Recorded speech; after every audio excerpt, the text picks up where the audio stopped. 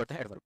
Adverb क्या होते हैं? An adverb qualifies a verb, adjective, adverb, preposition, conjunction और सेंटेंस। एक एडवर्ब मेनली तो वर्ब को क्वालिफाई करता है, लेकिन वर्ब के साथ-साथ एक एडवर्ब एडजेक्टिव को भी क्वालिफाई कर सकता है, एडवर्ब को भी क्वालिफाई कर सकता है, खुद एडवर्ब को भी क्वालिफाई कर सकता है, प्रीपोजिशन को भी क्वालिफाई कर सकता है, कंजंक्शन को भी क्वालिफाई कर सकता है और एक पूरे के पूरे सेंटेंस को भी क्वालिफाई कर सकता है। एक एडवर्ब सिर्फ नाउन या प्रोनाउन को छोड़कर बाकी सभी चीजों को क्या कर सकता है? क्वालिफाई कर सकता है। और कुछ एडवर्ब्स एक्सेप्शंस ऐसे होते हैं जो नाउन या प्रोनाउन को भी क्वालिफाई कर देते हैं, यानी कि वो as an adjective, as an adverb भी जो है यूज होते हैं।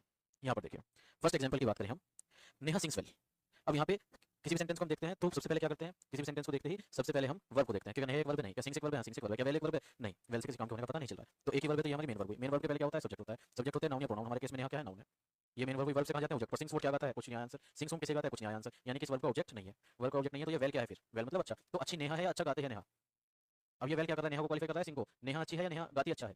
तो वो गाती अच्छा है, नेहा अच्छी नहीं है। यहाँ पे बात हो रही है सिंग की, गाने की, गाना अच्छा है। तो ये जो वेल है ये नाउन को क्वालिफाई कर रहा है, वर्ब को क्वालिफाई कर रहा है। यहाँ पे जो ये वेल है ये वर्ब को क्वालिफाई कर रहा है, सिंग को क्वालिफाई कर रहा है, ना कि नेहा को। अगर नेहा को क्वालिफाई करता तो इसको हम कहते हैं नेहा अच्छी है। ठीक है, और यहाँ पर कोई लिंकिंग वर्ब होती है। क्लियर हुई इतनी बात? जो वेल है ये वर्ब को क्वालिफाई कर रहा है, वर्ब को क्वालिफाई करने वाले वर्ड्स को हम एडवर्ब कहते हैं। तो नेहा क्या हुई? हमारी एडवर्ब हुई।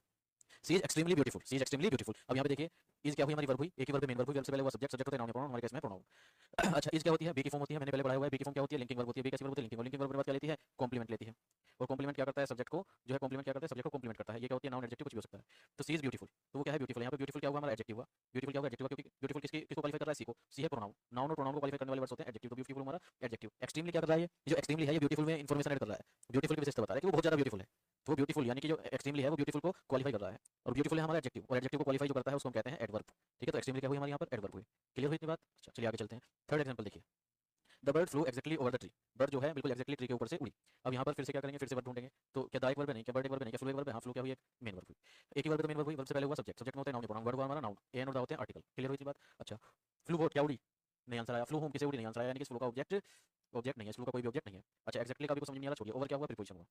ओवर क्या हुई? प्रीपोजिशन हुई। प्रीपोजिशन के बाद ठीक बाद आने वाला नाउन या प्रोनाउन क्या होता है? प्रीपोजिशन का ऑब्जेक्ट होता है। और ये मैं बात हम पहले कर चुके हैं ऑब्जेक्ट में। ठीक है, जो बेसिक बेसिक चीजें जानी थी तो ऑब्जेक्ट के बारे में हमने ये दो तीन बातें पढ़ी थी। ठीक है, कि ऑब्जेक्ट कितनी पार्ट ऑफ स्पीच हमारी ऑब्जेक्ट लेती है? दो पार्ट्स ऑफ स्पीच होती है जो ऑब्जेक्ट लेती है, एक होती है वर्ब, एक होती है प्रीपोजिशन।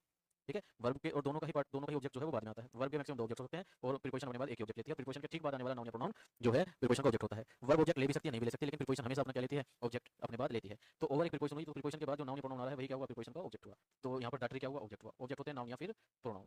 हमारे यहाँ पर ट्री क्या है? नाउन है, तो हमारा ऑब्जेक्ट क्या हुआ? नाउन हुआ। एन और दा क्या होते हैं? ये आर्टिकल होते हैं। अब एक्जेक्टली, अब बचा क्या? एक्जेक्टली बचा। अब ये एक्जेक्टली कर क्या रहा है? एक्जेक्टली ओवर की विशेषता बता रहा है कि ऊपर उड़ी और बिल्कुल ठीक ऊपर उड़ी, यानी कि ऊपर ओवर को, ओवर में इंफॉर्मेशन ऐड कर रहा है, ओवर को क्वालिफाई कर रहा है। ओवर प्रीपोजिशन, प्रीपोजिशन को क्वालिफाई करने वाले वर्ड्स को कहते हैं क्या?